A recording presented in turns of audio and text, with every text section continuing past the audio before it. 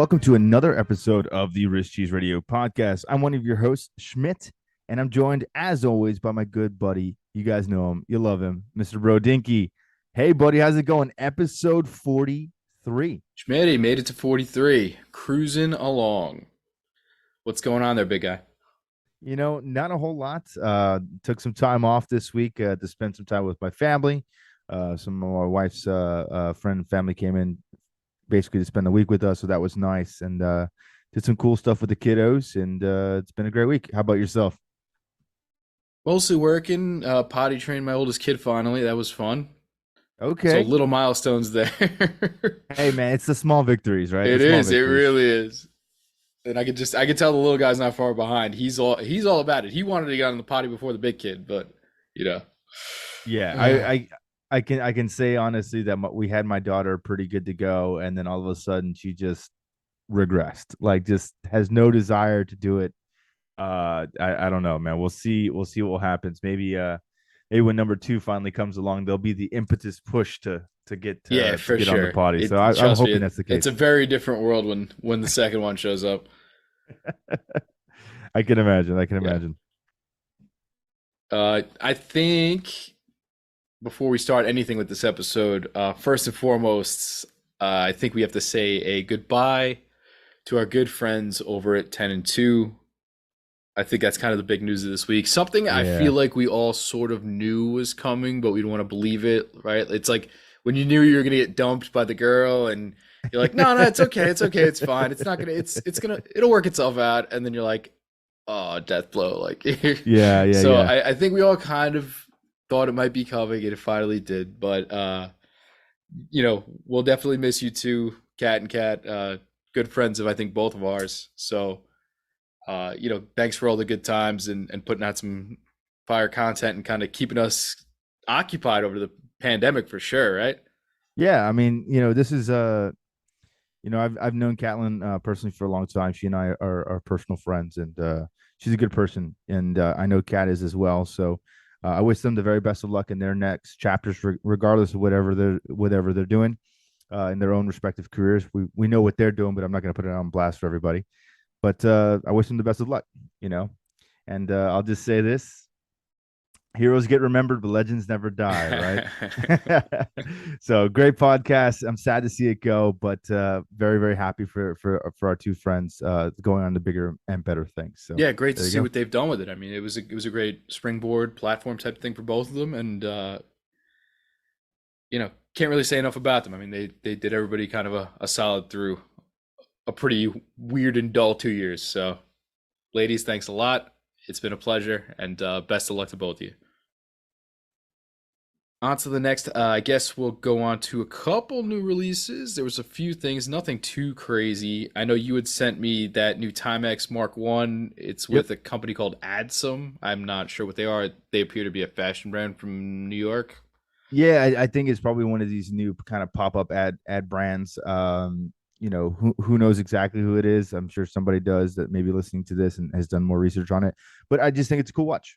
And I do love their marketing campaign. I don't know if you saw the billboard that was posted in the city advertising this watch.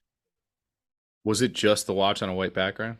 It was just a watch on the white background, but at the very bottom it says a way for you to tell the time without noticing you have 1,200 missed emails.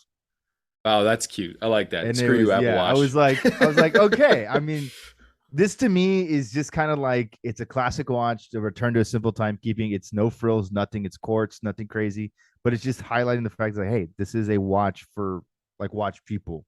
It's not like a gadget or a gizmo or connected. Like it's just a watch, and I think that was kind of cool, and it really kind of makes me want to buy one because again, you don't need to lean away from what you're doing. Lean into it.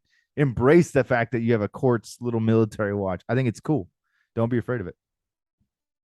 Yeah, and I've spoken a lot of times about how that sort of simplicity is something that draws me in, which actually ties into our topic pretty well. But it's a pretty sweet little watch. It's got that little field aesthetic to it.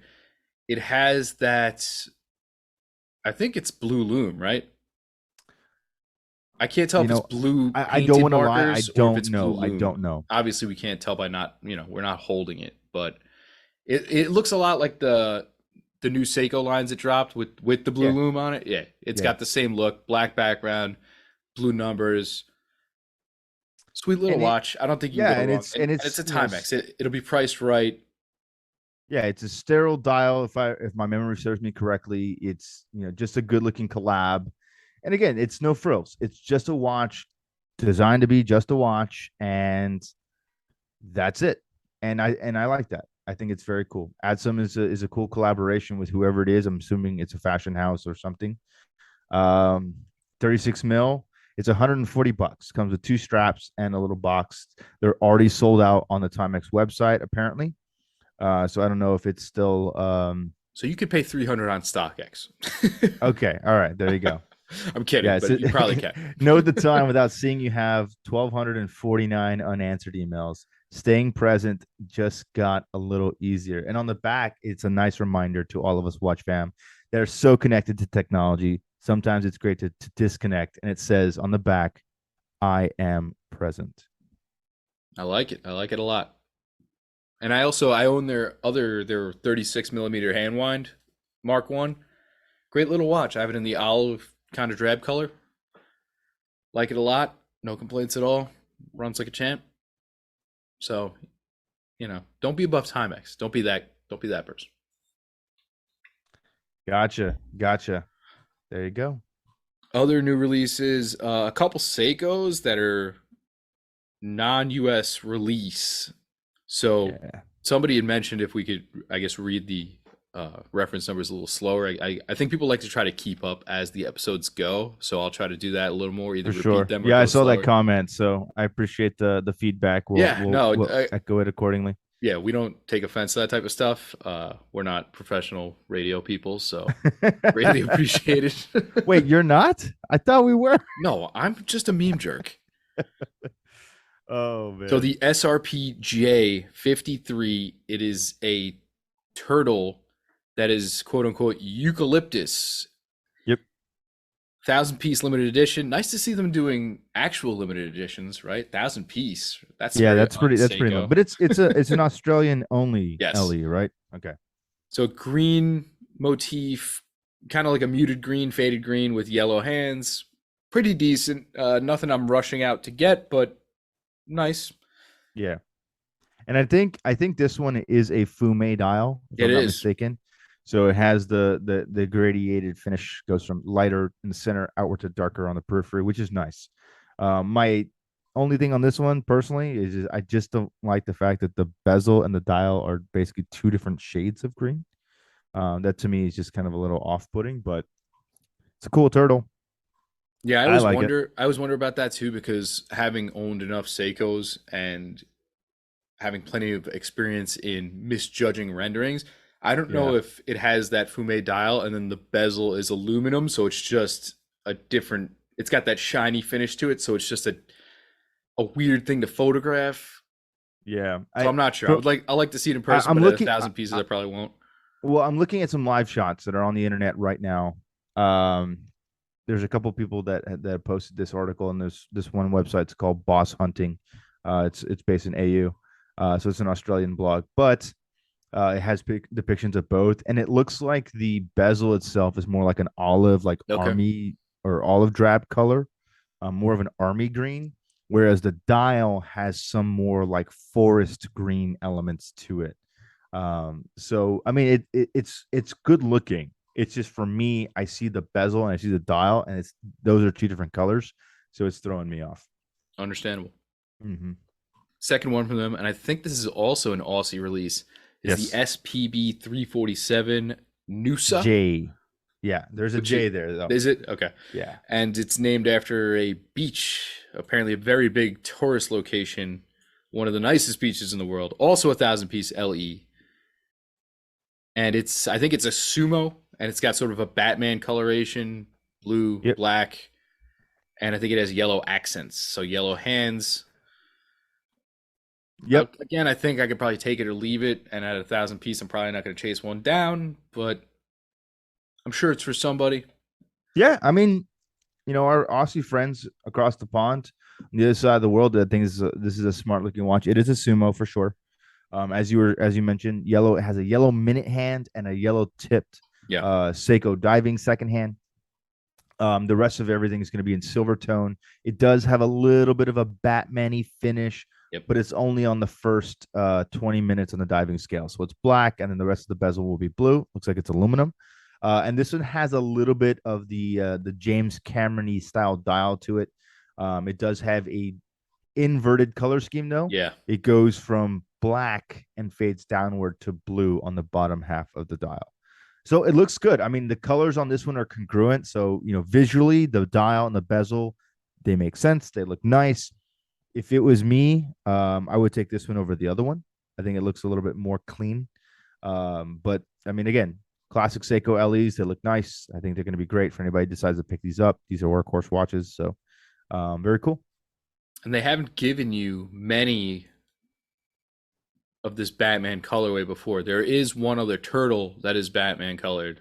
I want to say SPB, no, SRP. I want to say like 287 or something. Anyway, it's a Batman colored turtle, and then there's like the Seiko Prospects LX GMT, which is like $5,000, which Yeah. I don't think anybody's picking up in their right mind. So it's something that you don't usually get, and maybe you get it in this package if that's what you're into. Yeah. Yeah. I think last up is probably one of the most absurd branding efforts I've ever seen. This is, I think, a quadruple branded watch. Yeah, this I'm is looking this is a bit of something, that's for sure. if I understand correctly, I think I'm looking at Bamford, Okay. Rough, whatever that is, RUF, Yeah. High Snobiety, Yep. and Tag Heuer, Carrera. Yes. Which it's we both it's a expressed our lot. adoration for the Carrera last week, but this is a Carrera bi-compacts. It's green, it's got yellow accents. I don't think I'm running out to get this one. It's a Yeah, very no. very interesting execution, I guess I'll say. Yeah, I mean, for me, it's a pass. This is a non-starter for me.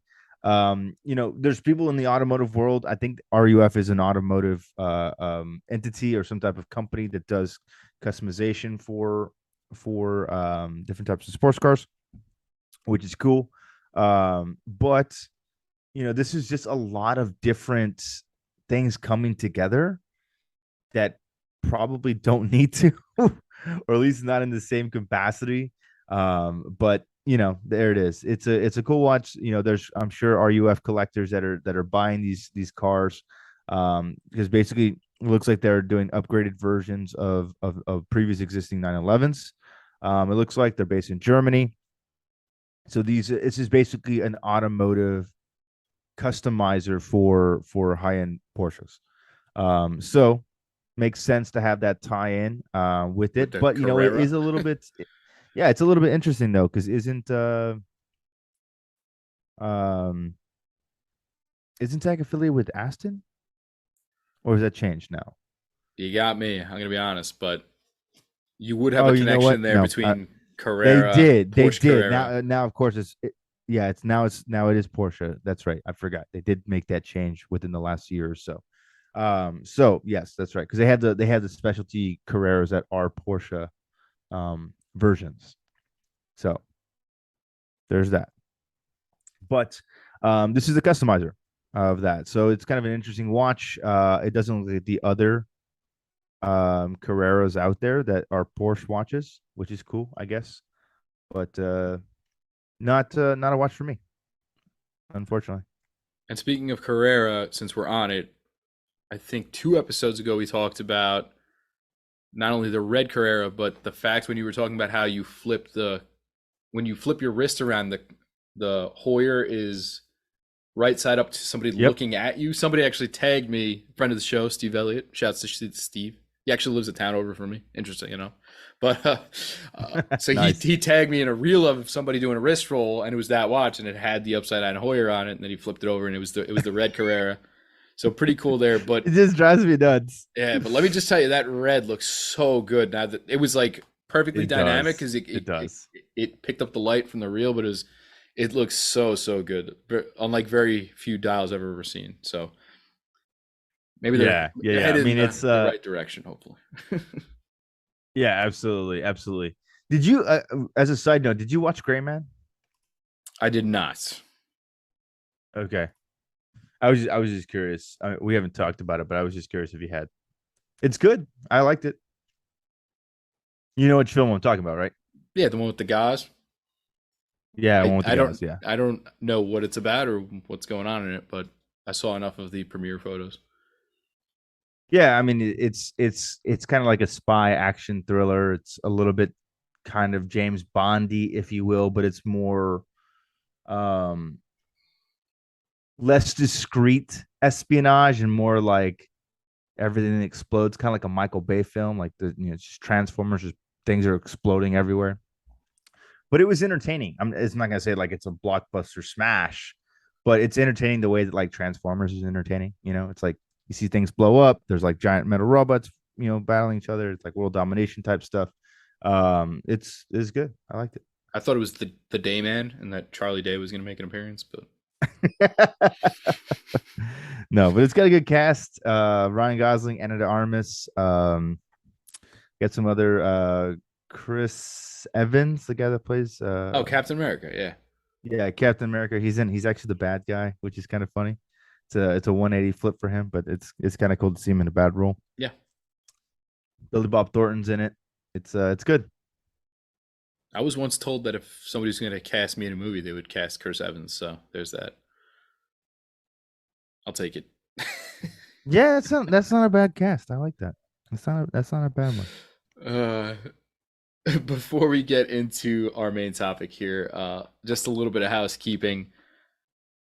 In case nobody's been on Instagram lately, we did restock our pink straps for Real Men Wear Pink. Strap Habit came through big time. He now has 18, 19, 20, 21, and 22 millimeter straps Hell yeah. with both black and silver buckles. So go out and get those.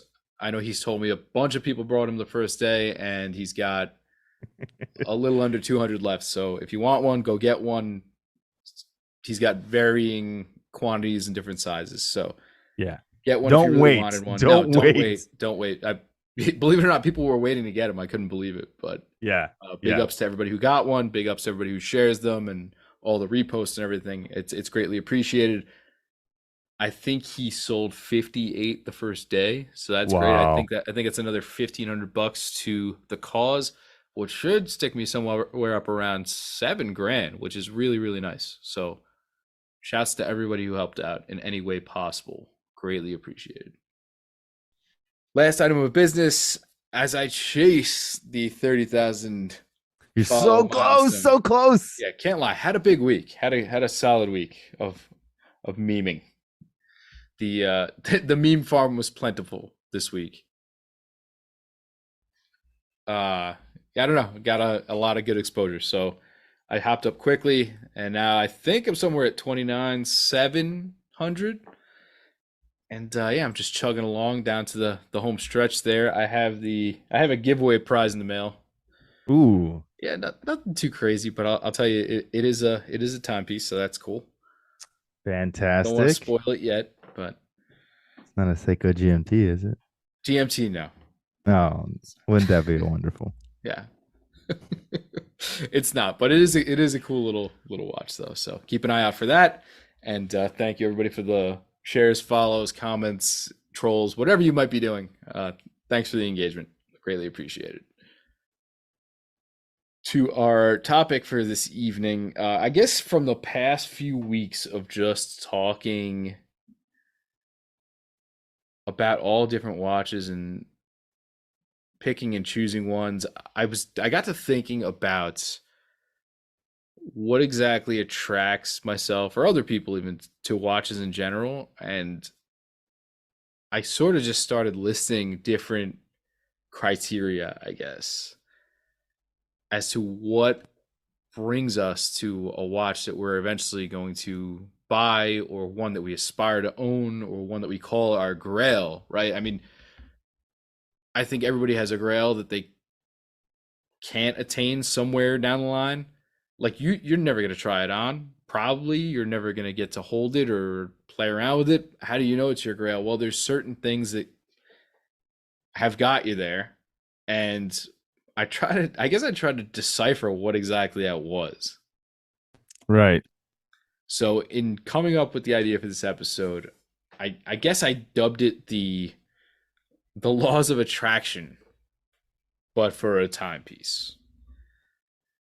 So, Okay. All right. All I right. guess I just banged out, like I said, I banged out a big list of different things and a bunch of different things that I want to talk about and maybe dwell into here. I think the most obvious thing, first and foremost, as with anything, is looks, right? Now, first and Has foremost, to be. you have Has to to be be. Has to be. you have to Absolutely. be visually stimulated by this, whether it's Yeah. watches, cars, whatever you want. Like you have to be drawn to it from a design aspect, from a whether it be the color scheme or the layout, something has to grab your eye. I Yeah. think it's very hard to be drawn to something that you're not, appeased by visually, Of course. right? And so whether it's choosing somebody to date, choosing a watch, choosing, like I said, your next ride, I don't know what it And, might be. There has to and be that's something there, right? yeah, and that's what it is. And I've explained this to a lot of people, especially that are getting into the hobby for the first time. It's like a relationship.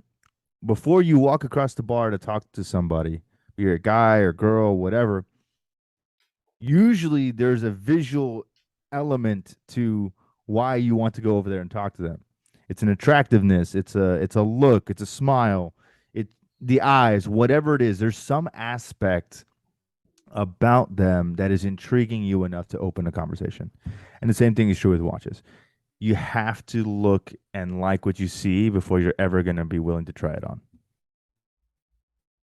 Yeah, and I think that's something interesting thanks to all the exposures the internet gives you is that you scrolling down your feed or poking around in different sites, sometimes you come across a watch you've never seen before.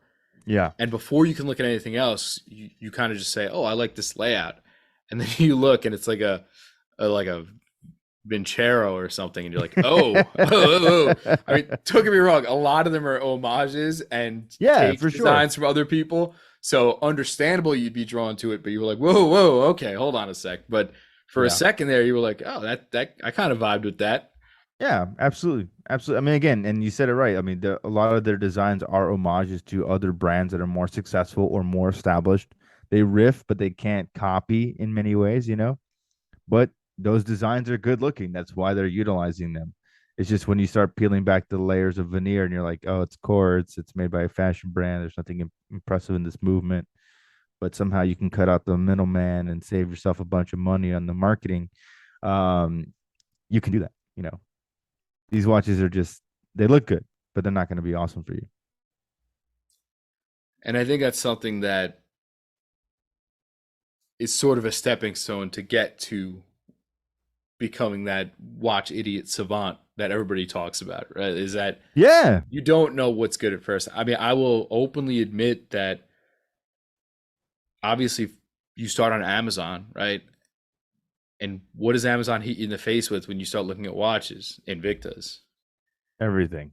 But right? yes, Mostly, Sterling, yes, Invicta. right, There's a exactly. lot of brands That out there camp. now, but it used to be just Invicta. So I'm looking around and I'm like, all right, I mean, these aren't badly priced. I don't know what expensive or cheap for a watch is, right? I don't know. Is Yeah. $200 expensive? Is $500 expensive? Is 1,000 expensive? Is that and I think that everything you get into as a person has that sort of limit of once you go past this price, the value prop sucks. Like, they'll say buying an expensive set of golf clubs isn't going to make you a better golfer.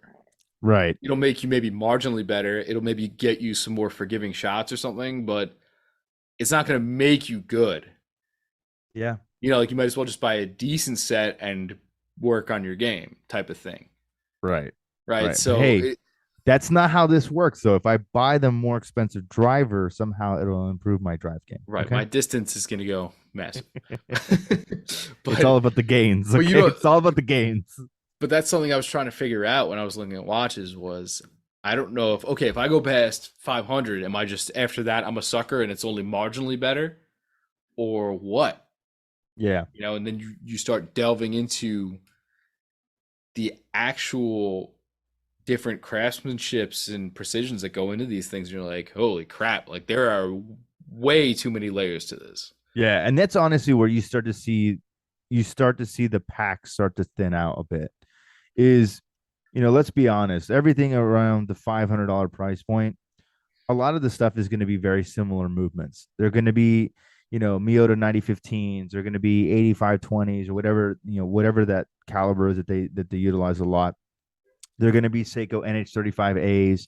It's going to be a lot of the same similar specs. The only thing that you're getting that's going to be different is the materials and the aesthetic of the actual piece. Yeah. But the technology is going to be relatively the same. 200-meter, 300-meter water resistance, rubber band, dive watch, bezel, it's all the same, right? In some cases, it literally is the same because it's coming from the same suppliers. It just changed the aesthetics, right? But once you start moving up to that more expensive threshold, you start climbing, sub 1,000, 1,500, 2,000, 3,000. That's when you start to see where finishing and technology and tolerances really start to come into play. And in anywhere a little bit above that, that's when you start to see things like material sciences working together to create a better watch, not only in how it runs, but also in how it will look and last the test of time. All of that plays a big factor. So no, I don't really think that buying something above $500 is like somehow you got scammed. It's just there is a level of diminishing return, and I think for me personally as a watch collector, if we're talking about this, it's anything above 15,000. I really don't think anything above that price point you're really getting that's giving you a better watch. It might be more expensive in the materials. It might be, bust down. It might be more rare, whatever. That's fine. But how the watch wears, how it functions, the technology inside it that makes it go, those things are basically at that price. Underneath that, they're all the same, really and truly. Anything above that is you're going to get more into the artistry of what makes the timepiece. And that's the difference. Yeah, well, actually, I once had somebody who works for, I think, a decently prominent source now, but tell me that uh, they felt that nothing interesting happened between $3,000 and $10,000 in watches, and I was like, I'm not gonna That's a lie to bold you. statement. I was like, I'm pretty sure it's the exact opposite. I'm pretty sure that's where everything's happening because, like you said, once you go above that $10,000 to $15,000 range, you're only getting marginally better, right? Yeah. You're only getting extra intricate on the design end. You're only getting super fine tuning. But like how much more fine can you get than like master chronometer? Then But that's my point, right? I mean, even fine tuning is if you look at something it's like an it's Omega, relative. I mean, but yeah, it's true. Let's say something like a Tudor and Omega, right? That 3,000 to let's call it $8,000 price point, Sure. right? Both master chronometer watches, whatever. In terms of functionality, in terms of amagnetic resistance, there are not a single watch brand on the planet that can deliver what those two brands can deliver with their watch movements with regards to magnetic protection. Period. It's just not possible. If it was, they'd be master chronometers, and they're not. Now, when you start looking at brands like Patek, Elan Gansona, Acrivia, any of these other independent, hierology type pieces, and there's countless others, right? De Bethune, there's so many that you can name. What you're getting is not technologically superior movements. A lot of these movements are heavily hand finished, which means they have looser tolerances than that something that was designed by an engineer on a CNC machine, okay, to thousandths of a micron. These are a lot of movements that are being hand worked and hand finished, which aesthetically is more beautiful because there's a human element involved into it. But technically and functionally, it's less as reliable or less in terms of longevity or performance of that watch because there's a human element into it. Human eyes cannot perceive or machine or create something as delicately or as fine to a higher tolerance than something like a machine. That's just a proven fact. Sure. So although these watches are artistically superior in how they're created, there's much more human involvement into the process of creating these things. Technologically, they're inferior, if that makes sense. If I took a De Bethune, as cool as that blue titanium case is, and I stuck a magnet to it, it's gonna stop. It's just not going to work. The same thing for a Patek or for anything else. It wouldn't matter. But when you flip that watch over and you see the intricateness of the case design and how it tells the time and the movement itself, that for the owner is a justification for the additional money, 15, 20, 30,000, whatever it might be for that respective watch. That's where you're getting the diminishing return. Yes, you're paying for the artistry, which makes sense, but you're not getting a much more technologically superior watch.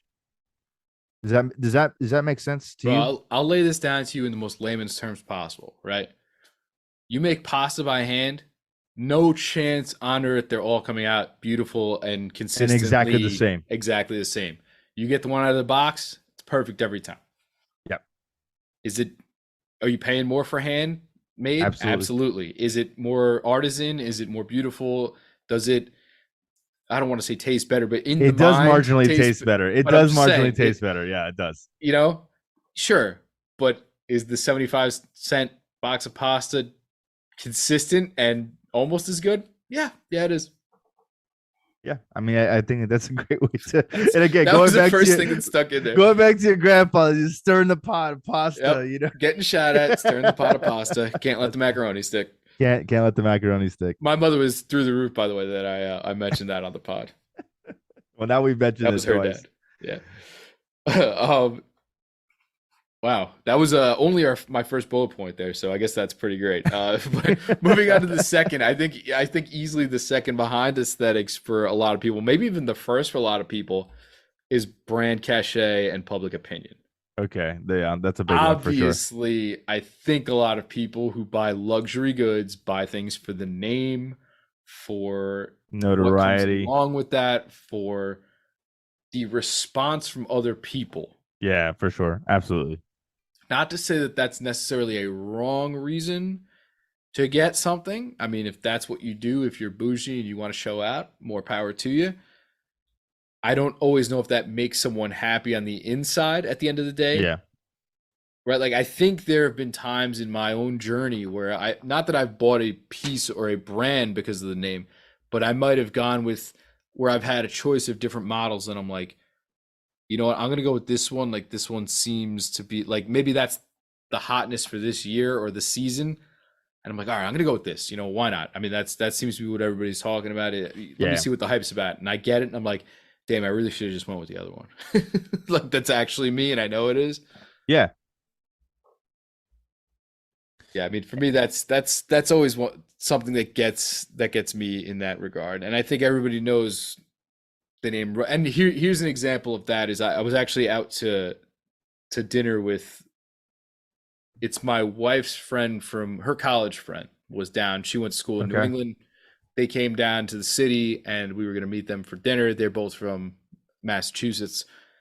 And there was one point in the conversation where we're hanging out, we're eating, I think it was beef tartare or something. And her friend looks at me and she goes, "Hey, you're a watch guy, right?" And I was like, here we go. Let's see what this is about. So she's like, yeah, my husband was telling me this crazy thing about how his buddy, who's, quote unquote, big into watches, is trying to get a Rolex, and he's got to wine and dine his AD guy and whatever. And they're like, is this true? Like, you have to do this? I'm like, well, no. I know people who've gotten them. Yeah, off the bat. If you know somebody, you can get them, and somebody like yourself, you'd be able to get a watch no problem if you really want to. But the average person is a little bit difficult. It was funny. He's like, this guy told me I got to go wine and dine this dude in New Hampshire or whatever. And I'm like, damn, dude, really? Like, I know people who have formed a relationship with their dealer associate and they've gotten a call for a GMT or something like that. Yeah, No big yeah, deal.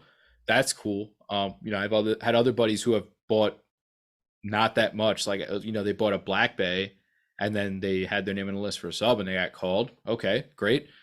I'm like, you don't have to wine and dine somebody out at some fancy schmancy restaurant just to hope to get something. Like, yeah. that's a little That's crazy, kind of messed up.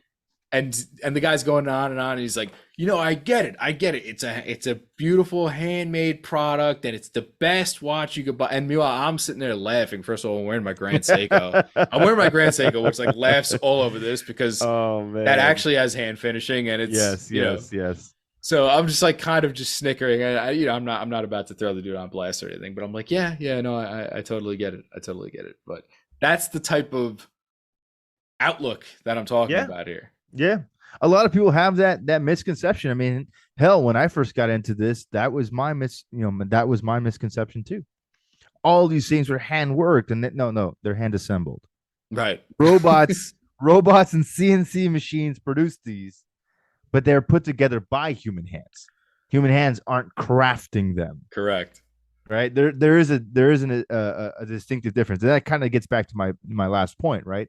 Is this Rolex is going to run better than an Acrivia or than a De Bethune or Yes. an A. Lange & Söhne.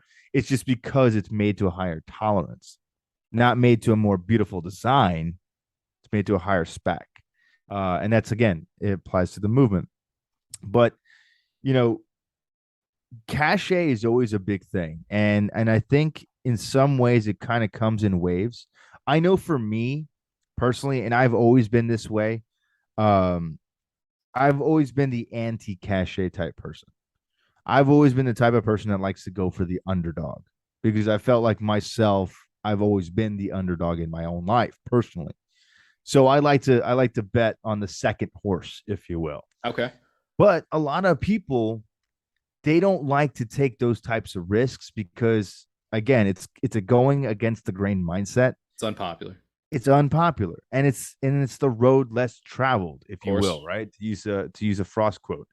For me, a lot of people are going to go and they're going to go with what they know and what they know other people know. And something like a Rolex is a perfect example of that because you ask anybody on the street, you took a poll, and maybe we should get our man on the street back out there and send him out there and ask people naming, a luxury watch brand they're familiar with, what's it going to be? And I guarantee you, maybe it's not 10 out of 10, but it's got to be 8 out of 10 or 9 out of 10 times they're going to say Rolex. I think he's down in First. Miami now, right? He is in Miami now. Yeah. So he might, what that 1 out of 10 might be Hublot. Being down in Miami, right? Yeah, it would be kind of an interesting poll, right? I know he's in Miami. It would be kind of an interesting poll, but I guarantee you, I mean, 8 out of 10, 9 out of 10, Yeah. 10 out of 10 times it's gonna be a Rolex. Before anything else.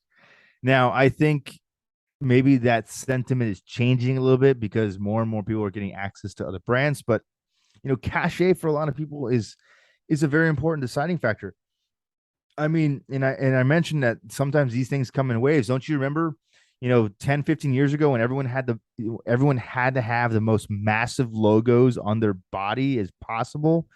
Like you had the giant polo horse logo that took up 3/4 of the shirt. Yeah, your entire shoulder. Yep. I'm just like, what is this? And it looked horrible back then, but everyone thought that was the fly thing to do. This massive logo and these labels and these things, they come and go, but so many people want to have that recognition. They want to have that thing because that is an outward expression to everyone else that I have that said thing. It doesn't matter if it's a designer handbag or designer shoes or some type of fashion make, whatever. If I can get it, then people know what it is. I mean, look at Balenciaga. They make the most disgusting, hideous shoes on the planet, and everyone is selling their grandmother away to get these shoes. They're hideous. They're arguably ugly. I mean, Yeezy's the same thing, right? These Yeezy sandals that they're hideous. They're absolutely ugly. They look like amoebas on your feet, but people know how much they cost. They know how difficult they are to obtain, and so people go out and they get them because they know other people will recognize them. That's just not me. It's not my style. Yeah, it's not mine either, and that's sort of where at some point in my journey I made my peace with Seiko, and that I just people have enough things to say about them, and I just don't care. And like I have my own reasons for why I like them and why I like them at all the different price points they offer and everything. But Again, say it's an underdog brand. a little, yeah, and Yeah. but over time they've certainly hit their high marks throughout history, which I love. Right, whether it be the automatic chronograph, quartz technology, whatever. I mean, you'd be surprised. You can go on their website and they have like their historical timeline, and it's actually quite interesting. It was No, a, it's 100%. it was a fun it was a for sure. fun little rabbit hole I went down one night. So check that Yeah, out if you absolutely. haven't. Absolutely. Here's an interesting one because I feel like it goes back to exactly what you were talking about with the giant logo on whether it be a polo, whatever. Complications, right? When I Yeah. first got into watches, I thought the more complicated, the better, right? Give me complications. I want all the complications. I More want a complications. GMT Diver Chrono right now, right? More complications and more jewels means better watch, right? Like Right, that's how right. it goes. And then in addition to kind of refining my own taste, you also learn that much like a car, the more you put onto something, the more expensive it is to fix and service. Yes, yes. Which I have a funny story about. We'll get to that in a minute. Okay, but you complications are great. I like them. I just grabbed a Seiko GMT. Not that it's not even a true GMT, whatever. But complications are cool. They make everything a little more interesting. I think chronographs are really popular for people because they like the subdials. It's a familiar look. It gives you that I can time something look, right. The, Yeah, the yeah, dive bezel is really cool. Everybody sees a dive bezel. They just like that you can turn it. It's got some interesting numbers on it. yeah, Whether you yeah. know watches or you don't, it's another sort It of just looks cool. flavor piece. It gives you more opportunities for colors and design and breaking up the different sight lines and everything. Complications in general are cool. And when you finally learn what they do, they're really cool, especially when they're intricate things, whether it be these crazy calendar watches or if you can actually set your moon phase watch. Right, you can actually do some pretty cool things with watches at the end of the day. And at Yeah. one point, they were super useful tools, not so much anymore, but super useful one day, once upon a time. And I think that makes them interesting in their own right as well. But I think there's also something to being uncomplicated, which is sort of what we were talking about with that Timex, in that it's just plain and it's good. Yeah, it I mean, sometimes we often forget about the root part of complication. It's complicated, right? Yes. And so the more things that you have that are complex on a timepiece, the more likelihood they are to break, the more likelihood they are to need servicing prematurely, the more likely there is a margin for user error. And that happens all the time. Shout out to all my IWC perpetual bros out there who have accidentally set their perpetual calendars ahead and then had to send it out to the factory to have it manually reset. Oh no, Did you know that this is a problem? I did not. Yes. If you accidentally set your perpetual in advance, changing the times, it cannot be manually undone. It You, has to be sent into service to have it refixed and you couldn't reset. just do a really painstaking task of Nope, going you all the way cannot back go around. all the way around. You cannot go all the way around. Many have tried, all have Wow. failed. Yes. I found this out recently and I was like, and, I guess I just never thought about it because it was not something that I've ever had personal experience with. But No. 100%, you cannot set one of those IWCs and subsequently all kind of the Richemont perpetuals. They're all based, I think, off a Jaeger calibers, if I'm not mistaken. It doesn't matter. Someone will fact check me on it. But the way that they're designed is they cannot be manually set if they're set incorrectly. They cannot be Wow. manually adjusted. And you cannot go backwards either because you could damage the mechanism. So the only way to go forward is to go forward. But if you go forward beyond the actual time or date or whatever it might be, the only way to have it fixed is to send it to Switzerland or send it to Germany, I guess, in Schaffhausen and have it manually reset. Now, would it be a bigger pain in the neck to just let it stop and then A try lot to. of times the retailers will tell you if you screw up, just let it die. Like let Yeah, it stop, and then they can help you set it properly. that's what I was thinking. Yeah, yeah. Because I I had this exact conversation with someone. I was like, well, can't you just like no, no, no. You can't keep going forward because it just will time out. Like, you know, because every time you send those watches in for service, they'll update it for the, the corresponding years or whatever it's Yeah, going to that be in the makes sense. future. Right. So you can't just keep going on. It's not a digital watch. Like you can't keep coming back around. So I was like, I'd never thought about that, but it's 100% true. And there was a collector guy that I met as an unrelated note, but it also has something similar. He had one of the first ever IWC Da Vinci's that Wow. came out in the late 90s. These were some of the first watches ever with ceramic cases. I saw them. He had them in this gun vault. And amazing collector, amazing guy, just very no nonsense. But he had this amazing collection of crazy, 90s, 2000s IWCs. And he was telling me one day that this was probably 10 or 15 years ago. He was trying to set his perpetual and he set it backwards. Wow. And he said the only thing that he remembers is hearing a inside the movement. Oh He my heard God. he On a heard a pop. perpetual? Oh, he heard a Jesus. pop.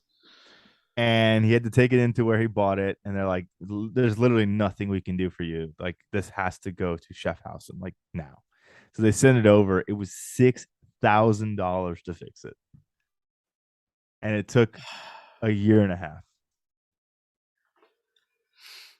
At that point, I'm just like, you guys take trades, then Yeah. put this towards something else. Yeah. Can I just You sell know, I this for mean, parts? yeah, can you imagine?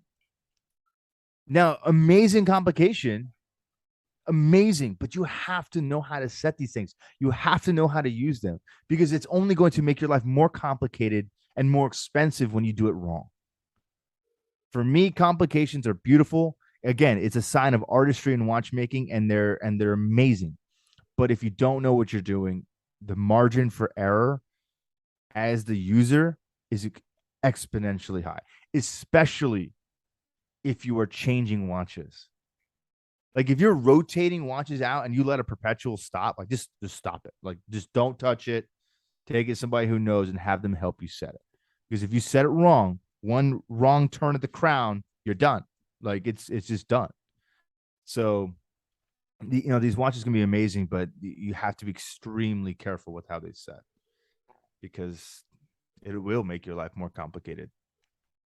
So don't do it. Just buy a chronograph, just buy a diver, just buy a GMT, just buy something normal because they're affordable, they can be relatively useful, and anything beyond those complications really is extraneous. You don't need a moon phase. You're not a werewolf. We've talked about this before. You don't need to track the lunar cycle. Nobody's going out to the fields to find out when the full moon is to grow their crops or harvest their crops. These are things that people used to do. Most of us will never do this at all, ever. And certainly not while wearing an expensive watch. So just get a normal complication. The rest of them are overrated anyway. Hot take. That was like the first thing I asked. A buddy of mine picked up a Sky Dweller. And the first thing I asked is like, check out the ring complication. I'm like, can I break this? Yeah. And The ring command, 100% you can. and he's like, not easily. He's like, I don't think if you do anything stupid, you'll break it. And I was like, okay. So like I just adjusted. I was like, all right, that's fine. I've had enough. And I just like handed it back. I was like, there's no way I'm screwing this up and costing you this much money. So Yeah. And again, it's like that is one of the more somewhat intuitive systems to set, yeah, although it's still extremely complicated. it was, but once you understood the way it worked, it wasn't too hard. No, but again, you have to make the other thing that people don't realize is you got to make sure the hands aren't in the wrong position. If they're pointing upwards on the dial, they could be in the date setting function or in the danger zone. You could strip gear. Like there's so many different things that people don't realize when it comes to watches. And if you're not doing it right, or you don't have an educated salesperson showing you this, and another hot take, If you're buying a luxury watch, 100% your salesperson should show you how to set your timepiece before you leave the store. I agree If with they that. don't, then you don't buy the watch. You walk. Because when it comes to a servicing problem, they are not going to be the ones to help you. They will leave you hanging out to dry. When I sold every single watch that I ever sold, no matter how long it took, I sat every client down and I explained to them how to use every single aspect of their timepiece. Chronograph, bezel, diver's extension, even the dumbest things. It was necessary because every client knew how to use their timepiece. And I told them, if you ever forget, you come back and you ask me. Don't do anything because you think you know how to do it. Ask before you damage your timepiece. Well, Never ever had how an many issue. people have to be told not to hit the reset pusher while the chronograph's running, right? Yeah. You don't have a flyback, buddy. You Yeah. thought you did for 1 second, but now you don't. Your chronograph doesn't work anymore at all. So yeah, I mean, it's crazy. It's crazy. But again, some salesperson should have said, hey, doesn't matter what. I don't care what you're doing.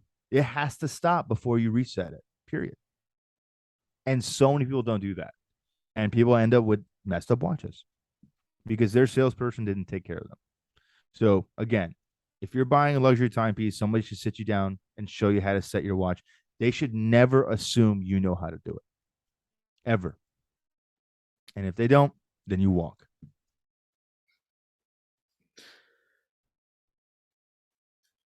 So going along with, I guess, complications is something that I always thought about when buying a watch is,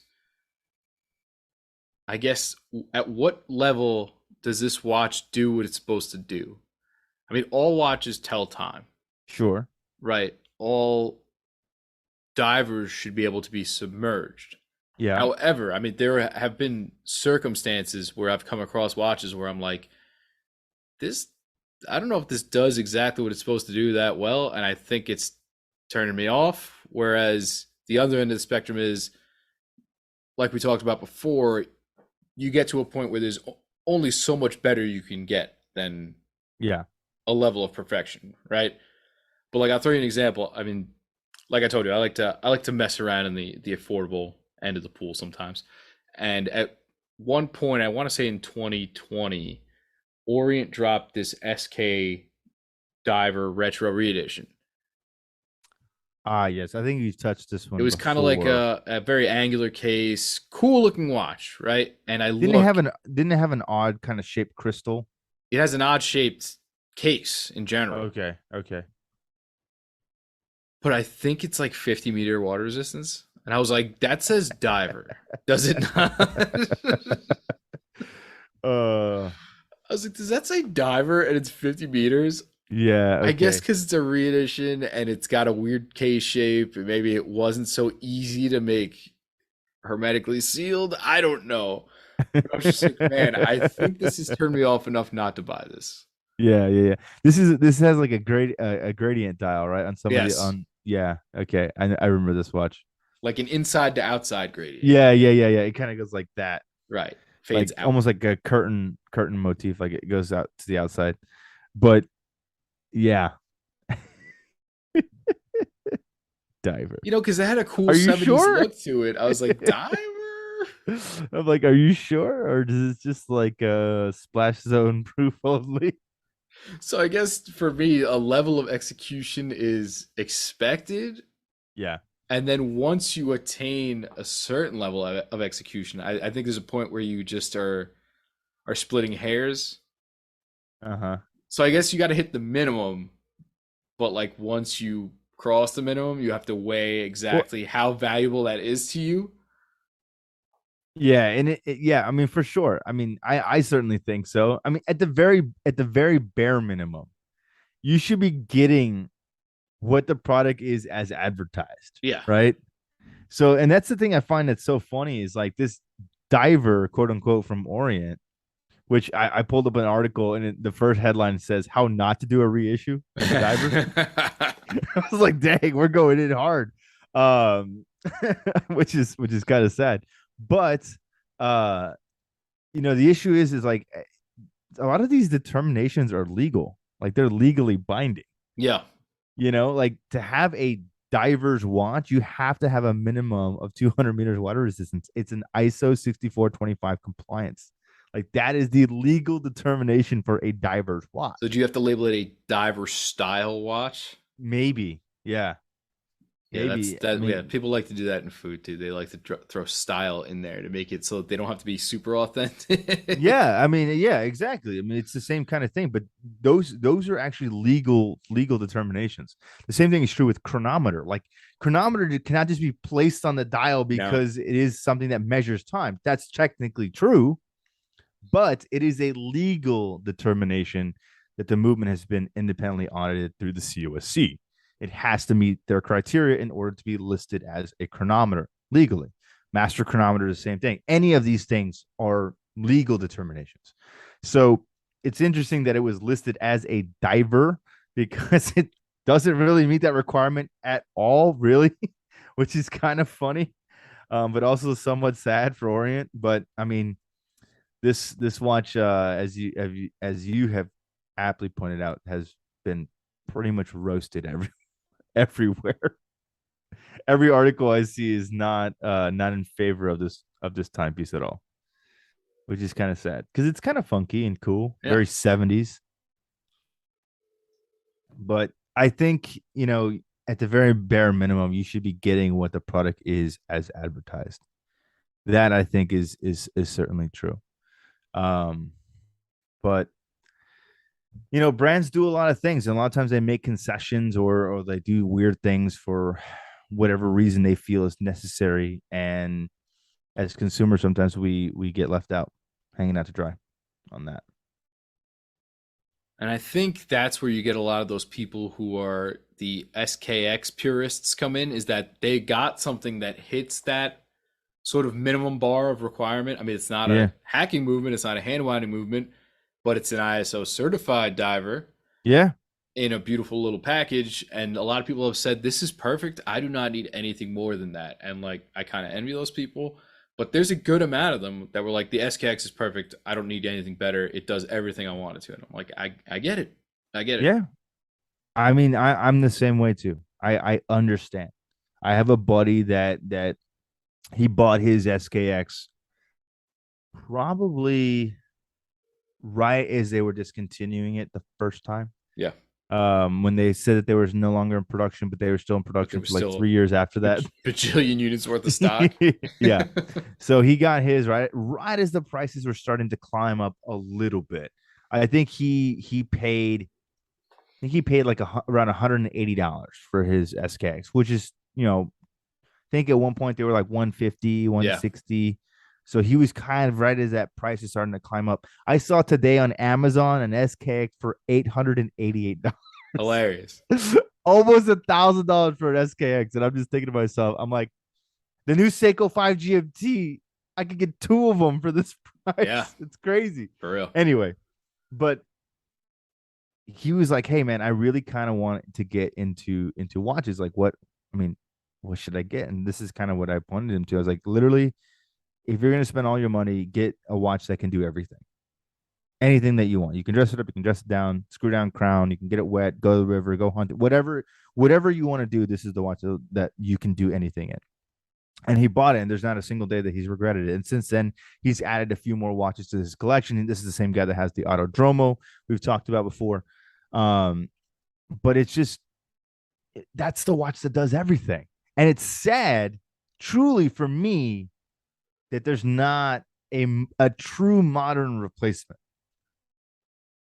I want that watch back. You gotta assume it's I'm not gonna say it's on their list of priorities, but again, for the rainy day fund, hey, we need a showstopper. SKX Reedition. Hacking But I hand mean, winding. again, like, what are they waiting on? Because they They don't need keep it. teasing. They have hot They keep stuff. They don't teasing us need with it these right little now. SK, these Seiko fives. It's like that's cute, but it's not an SKX. Yeah, You you'll know, have to have like a pro it'll be a pro specs branded SKX. I don't But it care. would probably be badass. I mean, that's what I want. I want an ISO 6425 screw down crown 200-meter rated diver and upgrade the movement. That's it. I don't need ceramic. I don't need a king version. I just want a modernized version of the SKX.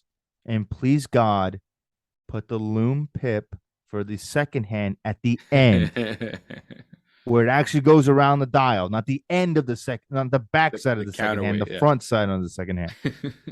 Does not make any sense to me at all why this was a thing. So go back to that. And I guarantee you it will be a home run. Every watch collector from here to Sunday will own that stupid watch because we all started with it. And some of us have moved on to other watches. We've modded the hell out of them. We sold them. But I guarantee you, ask any watch collector that owned that dang watch, they would love the chance to own it again in a brand new package with an updated movement, updated specs, but just no frills like the old school days. We're all very nostalgic. I want that watch back. I mean, would you not buy it? I sure would. I know you would. I was surprised how quickly you got the GMT, and then I was like, "Well, I'm not really that surprised." But I'm just like, "This is kind of gross." Watch. Yeah, I mean, I hunted GMT, around though. for a good price first, but it was in the Yeah, barrel. yeah. I need to find your guy. Another big one for me. I think for anybody who actually uses their watch and doesn't just check their phone, legibility for me is tremendous. A Yeah, watch that I cannot read at a glance pisses me off. I'll be straight with you. I That's why I usually veer away from skeletonized watches that are overly busy. I usually veer away from watches where the handsets are not pronounced well, or that where they're kind of the same color and blended the background, or the indices are really either they don't have them or they're just really not well defined. I yeah. can't deal with those. Legibility for me is huge. It's one thing I really liked about having a Panerai was I always knew what time it you was. can you can see it from space. Yeah, Yeah, even in pitch dark, no big deal. absolutely. Aside from that, the fact that it was running at an 8 day, clip, which was really nice. But yeah, legibility for me is huge, and it's something that I think it's a hump that I can't get over when it comes to Yeah. watches. In that I don't know if I could ever. It's one thing I love the stone dial Rolexes. I don't know if I could ever do like the Onyx style where it just has no markers at all. Yeah, I mean, but when you kind of get a watch like that, it really doesn't matter what time it is. Is kind of the idea too. It's in some ways the ultimate subtle flex.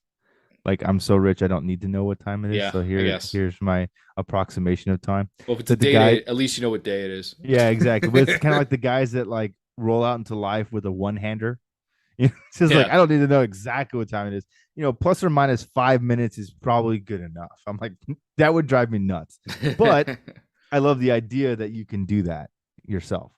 Um, but for me, you know, legibility is key, and that's one of the things that I certainly do look for a lot in my own personal timepieces. I mean, again, a lot of dive watches they satiate this for me just naturally because again, these are meant to be seen in all types of visibility, high, low, darkness, light, whatever you want to do. So they're designed to be very legible. I mean, that's kind of the way that these watches were created.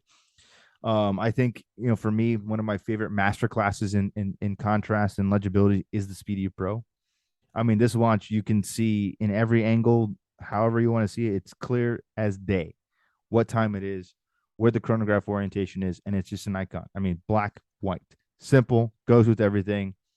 You can read it upside down, floating through zero gravity. You can read it at your 9 to 5. But it is a true master class in contrast. And it's funny if you've ever looked or paid attention to the history and the evolution of all the Speedmasters over the years, every single change that the Speedy had was an improvement for legibility. It changed the old steel bezels out for the black anodized aluminum bezels because the steel ones would get scratched. The paint filled, bezel would start to wear away. You Yeah. couldn't read it anymore. They used to have big, chunky, broad arrow hands, but the broad arrow hands obstructed the chronograph subdials. So they started moving to thinner hands because now you could read the chronograph better. Then they went to the alpha side, alpha shaped hands, but they were silver. It would contrast with the dial. That would add glare. You couldn't see them as well. So they went to white painted hands. Every single aspect of this watch in its penultimate form, which is what we have today, was a transition to make the watch more usable as a tool. And to me, I have a lot of respect for that because it's a continual small change to make it more perfect. And I mean, how could you not love the Speedy? It's an icon. And that'll bring me to another one that's big for me. And from what I've found, it's big for a lot of people. And I just say this because the Speedy has this going for it, is strap options. I mean, obviously Omega offers plenty of them, and the Speedy, it at least it used to come. I mean, when you got the big box, you got Velcro, right? You got a NATO, you got the Yeah. bracelet. Like that Those was a days are cool long time. gone. That was a cool time. Yeah, you Yeah, could it all was. It they were was. also almost available at half the price. But but for me, I mean, that's a big deal. Yeah. Something with a bad bracelet or something with, let's say, a weird lug width where your strap options are limited. Sometimes that'll push me away a little bit. I it's something I kind of appreciate about somebody like an Uncle Seiko who's helped out a lot of people in that regard. And he doesn't just do Seikos; he does a lot of different brands, which is cool. Yeah. But I mean, shout out to Uncle Seiko. yes, Uncle Seiko's a monster, man. I need to get a Speedy bracelet for my new 3861. I need to get one from him, and I need to get one from Forstner. But braces are important, and strap monsters are certainly important, especially when you start collecting.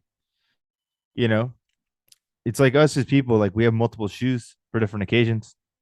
Why wouldn't you have multiple straps for different occasions? And I Right? mean, it might save you a couple bucks just putting a different strap on than buying another watch to satisfy Yeah. another I look. mean, yeah, just go out there and get you a nice new 20 millimeter pink sailcloth Brodinky and Strap Habit collaboration and do it.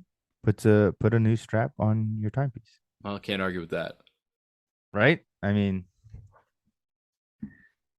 but yeah, that's certainly something that is important. It's certainly something that you guys should look at. I certainly do.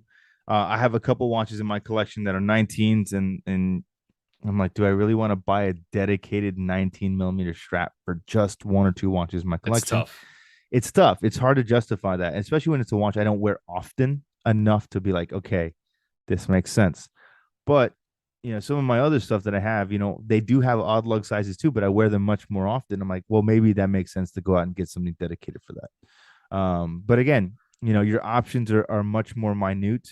Your options are much more limited. I'm still waiting, holding my breath on the one day Tropic gets off their butt and makes odd lug size Tropics. I do not want to squeeze a 22 into my 21. Make me a 21. I want to wear your strap. Please. I don't care if it can squish it. It's not the same. PSA. I want the 21. Please. You don't only have to make one color. Just black is fine. The 21, please. From your good boy Schmidt. Just a suggestion. And all you guys listening, please hound them. Go to their page and hound them. I want the 21. Let them know. Let them know, please. You might as well do 19 also for all the Again, vintage folks out how there. many vintage subs out there could use a 19? I am not going to squish a 20 into a 19. It doesn't articulate right. It puts a lot of stress on spring bars. It puts a lot of stress on the actual strap itself. It helps to wear it down. Maybe that's what they want. They want me to keep buying their straps. They're not cheap, but they are legitimately they are the best Tropic out there. Period. And it's in their name, right? So Yep. give me a 21 and a 19. Make me happy. And I think that ties in directly to wear and comfort. This is a tough one because I feel like it should be a lot higher, but given the difficulty of being able to try on a lot of in-demand pieces, this is a real pain in the butt, right? Like obviously ideally you try it on first. Try things on rather than buying something sight unseen. but it's not always the case. Right. You can't always do it. And you know what? At a lower price point, maybe it's not such a big deal. When you're buying a watch for multiple thousands of dollars and you're not sure if it's going to fit well, I mean, that first It's a risk. wear, yeah, that first wear It's is a like a risk. roll of the dice. And I know immediately when this happens to somebody and they're like, "Yeah, we just didn't click." Right on watches. Yep. My loss is your gain, right? All the tropes, all the Yeah. cliches. It happens every time Yep. because there's always going to be an inherent element that's an intangible with a watch. You have to try it on. Is it the right lug to lug? Does the bracelet contour your wrist right? I mean, some people have weird shaped wrist bones, right? Does the bracelet fit you the way that it's supposed to fit you? Do you like the style in person? Is the dial color actually the blue that you saw online? Does the rubber strap work well? I mean, all of these considerations are things that you won't really understand truly, fully, unless you try the watch on. Hell, does the buckle clasp with the wording upside down? I don't know. You won't know until you put it on. You won't know until you have it on your wrist in real life. And that's sometimes a hard pill to swallow, especially because so many brands keep dropping online collabs and online drops where you really have only one option, and it's to hit buy it now Yep. and Buy it or pray don't. to God you can maybe sell it later if you don't like it. Um, so there's that. But I mean, a lot of these watches, like, we talked about this earlier in the year. I was really gung ho about the new Doxa Sub 600. I loved that watch in theory. And then I tried it on and It was a it miss. wasn't my watch. It was a miss for me. The way that the strap integrates into the case was just not right.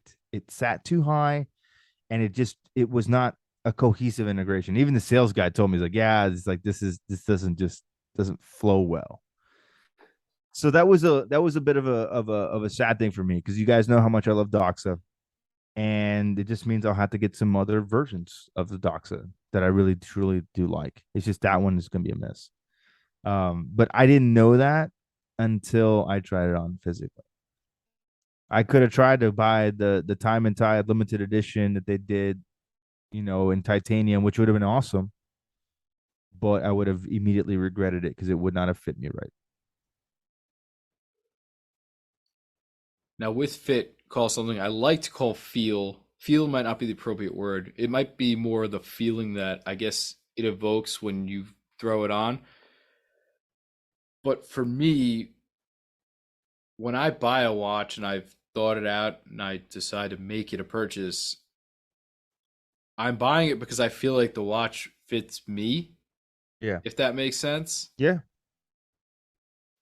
Like I'm not going to try to force a watch that I don't feel is me on myself, right? Like you don't wear clothes that you feel like don't represent you, right? Absolutely.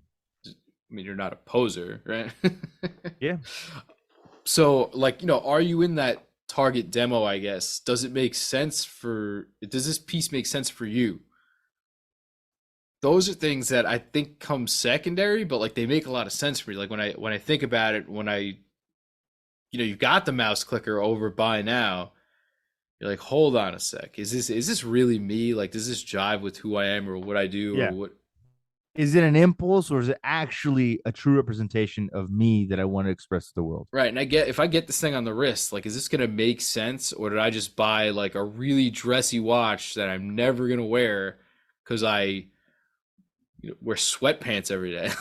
Yeah. Not that you can't wear it. It's just I don't know. I don't know if you're gonna feel comfortable doing that. Yeah. Does it fit your lifestyle? Does it fit your personal style? Does it fit your taste? I mean, all of these things are important. And so many, and I feel like when you and I first got into watches, people took them much more seriously. Yeah, there were defined lines. Like I cannot remember when I first got into watches collaborations like the way that they are now. They didn't exist. No. You know, there was no high profile collaboration alpinists or rough Carreras, or like none of these things existed. Now you get like random Timex ones. They would come out and they would be like, okay, and sometimes it'd be hits, sometimes it would be misses. But I feel like so often now there's so much additional pressure from the marketing, from the limited edition numbers, from all the brand awareness, from all the 30 blogs are going to write about this one exact watch at the same time, that you're like, oh, I like this, but do you really like it? Is it actually what you want, or are you being conditioned to think that you need it and want it? And for me, I've always been of the mindset that if it happens, it'll happen, right? If it's meant to be, it'll be. And I'll give you a perfect example of this. I've been a longtime fan of for Doxa for many years, but I haven't really told the story how I got my first one. Um, and a good buddy of mine who is an avid collector, and he and I are close friends to this day, specifically partly for this reason. And if you are listening to this, I cannot stress to you how much I sincerely appreciate this. But several years ago, when Doxa was really starting to make a comeback on the watch community, um, they were teasing that they were going to get ready to drop a new limited edition, the first limited edition in like forever. Yep. And I've been a long time Doxa fan. I had been waiting to get one. I had just got into diving, and I was like, this is the watch that really represents who I am. I'm a diver. I'm an enthusiast. I'm an old soul. I like vintage watches. I can't go out and buy a vintage Doxa because they're basically non-existent. They're very hard to find. They're like the And Subaru of watches. Nobody resells those things. yeah, I mean, they just keep them forever. So I always knew that I wanted one, and I specifically wanted the classic orange dial professional, Yeah. like sub 300 professional OG. That's what I wanted. And I'll never forget, it was in the morning. All of a sudden, my phone's binging. They just dropped this. Hodinkee covering it. Everybody's covering it. And it was the Doxa sub 300 professional orange dial with the aqua long, Yep. what they call the black long logo, which, if you know anything about the history of Doxa, that configuration, that color of the logo never existed in an actual commercialized sellable version. They had prototypes that the Doxa team themselves were issued, and some dive watch owners and stuff around dive shop owners around the country and around the world were given. But when they went into actual production, Doxa made the dials only with the outline of the logo, never the yellow and black physical color of the logo. So this was an exceedingly rare watch because it legitimately never even existed before outside of a prototype. And they only made 300. And then I check in the price. I'm like, Jesus. It was just over $2,000. I think it was $2,100, $2,300, something like that. And I looked at my wife and I was like, I really want to get this. And she's like, we literally just can't afford it. There's nothing that we can do to get this watch. She's like, I know how badly you want one. You've been wanting a watch for a long time. She's like, we just can't afford it. We were really struggling at the time. And I was like, okay. And that's a hard pill to swallow. Just be like, you want something so bad. You've been wanting it for a long time and you just can't get it. And knowing my situation, my collector friend bought it for me. Wow. Didn't even ask me. He just knew I would get it. He knew I would want it. And he knew I didn't have the ability to get it for myself. And so he bought it for me. He pre-ordered it. And he told me, he said, hey, you keep the watch, you wear the watch, and you pay me back and we're square. And that's how I got to get the watch. Over time, I was able to make him little payments. And eventually I paid off my debt and got my watch. But he did that for me because he knew how much I would want something like that. And that's, to me, it's one of those stories. Like, if it's meant to be, it's going to be. Something out there in the universe will help you manifest in getting that piece. If it's meant to be, it'll happen. But so many people get caught up in the entrapment of like, oh, it's a cool salmon dialed Chronomaster. Like this is the newest hotness. Like, no, I'm sorry. Arguably, it's not. It might be a big miss, but because somebody released it, now it's crazy and it's hot, right? So don't fall into that. Make sure you're buying a timepiece for the right reasons. Make sure you're buying it because it's actually something that you wanted or have wanted for a long time. That makes sense. Don't jump the gun because you think it's going to be somehow limited or specialty or collectible or whatever, because you're not buying it for the right reasons. And what you're doing is you're taking that opportunity away from somebody who wants that watch for the right reasons. And to me, that's an issue. Damn flippers. Well, part of what you were just talking about is something that I had written down, which is sort of like the who owns it factor or who represents it. Obviously, that plays a big part of things. We have certain Yeah. people who are both celebrities and collectors that draw eyes of a lot of, your average collectors. Obviously, your John Mayers and people like that. They Mm-hmm. can hype a piece real quick, and in no time, right? All of a sudden, that's an in-demand piece, right? The John Mayer Daytona, right? Yeah. For example, R.I.P. Pete. I know he wants one. He's never getting one. but Yeah. there's certain pieces like that out there that have become cult favorites or classics because of reasons of who owned it, who wore it in a certain, whether it be film or excursion. And that also ties into, I think, the last thing I had written here, which is provenance or history, in that you have these watches that are either named after somebody or famously worn by somebody on a crazy expedition or what have you, right? And that's going to exponentially drive the price and the demand. So I don't know if it's important to everybody, but certainly to some people, that historical significance, that provenance, the factor, the cool factor of who owned it or who is represented by these pieces are important to certain people. Not necessarily everybody, but certainly some people. Mm-hmm. Now, I know for me personally, there's maybe a few instances where I would take that into account, but I can't say on many levels I would pay a premium on a watch because somebody else owned it. Yeah. Right? I mean, I want the experience to be with me. I don't care about what somebody else had with it. And to be honest, I mean, somebody bought Jack Nicklaus's gold date for some absurd amount of money. But I mean, I think plenty of people documented that he would take it off and just toss it into his golf bag, like Yeah. it was a material possession to him. I'm not saying Yeah. he didn't enjoy it or like it, but at the end of the day, like It was just a thing. I'm not tossing my prized possession in my golf bag. God knows what happens to that thing over the course of the year. So is it a fun part of this hobby? Does it certainly drive the economy for a lot of people, whether it be sellers or collectors? Absolutely. Am I so sure that's healthy always? Maybe not. I don't know. But there's a premium on space flown things. There's a premium on, Yeah.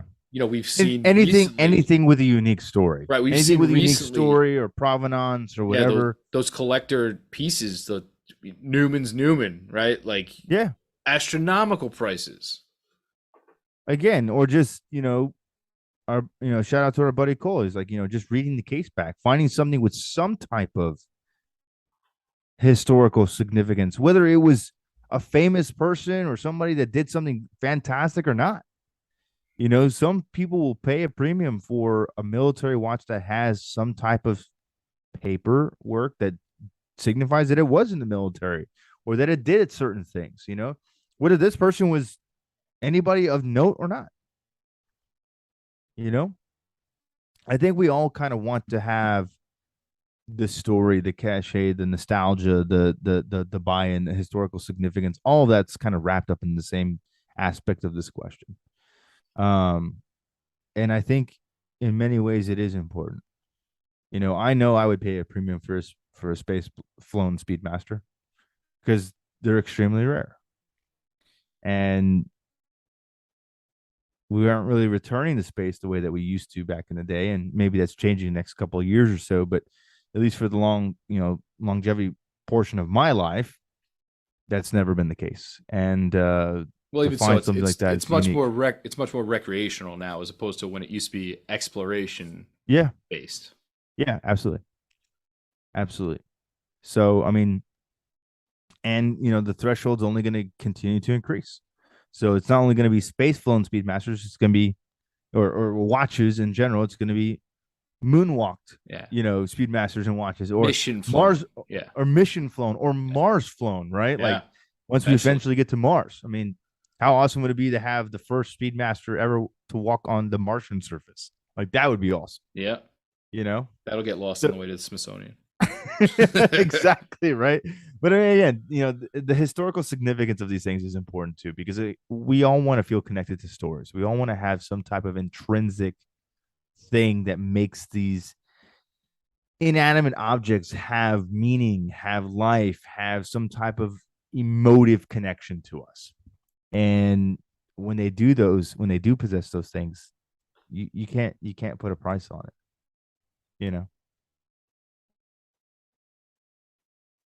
Yeah, and it's hard because I know a lot of times people will pay attention to what celebrities wear, what politicians wear, world leaders.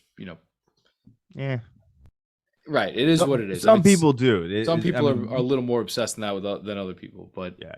That I don't know if I don't know if I've ever necessarily seen it backfire before, but like I can imagine that if you owned a popular watch and then somebody who fell out of favor had that watch, like that might, I don't know if that would tank the price or drive it up. You never know, man. Like if Amber Heard had a watch, I can't imagine that would be doing well. She probably wore a Cartier tank or something like that, right? Did they make a chocolate dial in that? Oh, no. Why? Why do you have to do this to me? Because that's what I bring to the table. Okay, that's pretty cringe, my friend. Pretty cringe. That's what people come to me for. The real. Hey, we are the podcast of hot takes, right? Hot something, but hot something, right? But regardless, again, I understand on some levels, and then other levels I don't. But yeah,